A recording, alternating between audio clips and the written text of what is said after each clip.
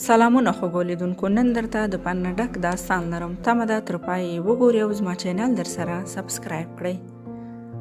احمد په شبانه ښوونځي کې و. له اول ټولګي څخه تر 12م ټولګي پورې پکې زده کړې وکړې. احمد دومره شوق او علاقه د درس او ښوونځي سره نه درلودو، خو یوازې د دې لپاره هماغه ښوونځي ته تله چې د ښوونځي د اشپز په لور باندې مین و. تل به یې په اړه فکر کاوه او د لیدلو لپاره به یې کله کله خپل درسونه پرېښودل. کله چې احمد له ښوونځي څخه فارغ شو نو ډیر خواشینی و چې له دې څخه وروسته به څنګه خپله مینه ګوري او څنګه به یې څنګ ته نږدې کیږي. بالاخره احمد مجبور شو چې دا خبره خپل هغه استاد ته وکړي چې د احمد همراز و. کله چې ورته احمد هر څه وویل نو استاد یې احمد ته وویل: دا خو سمه ده چې ته له دې نجلۍ سره مینه لري او غواړې چې هغه خپله کړې، خو زه درنه د یو څه په اړه پوښتنه کولی شم؟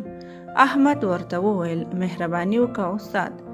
استاد یې احمد ته وویل: آیا ته غواړې له داسې یوې نجلۍ سره واده وکړې کومې چې به تل ستا ملګرو ته خواړه تیارول، کومه چې تل ستا د ملګرو په خدمت کې و؟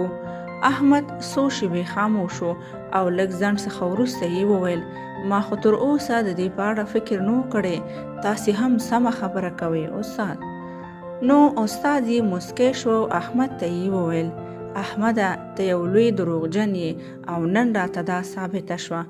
احمد حیران شو او استاد ته یې وویل: هغه څنګه استاد محترم؟ استاد یې ورته وویل: هغه داسې چې ته اصلا په هغې نجلۍ مین نه یې او کله دې هم ورسره مینه نه وه. کوم احساس چې د هغې په وړاندې ستا په زړه کې دی او هغه یوازې یو هوس و.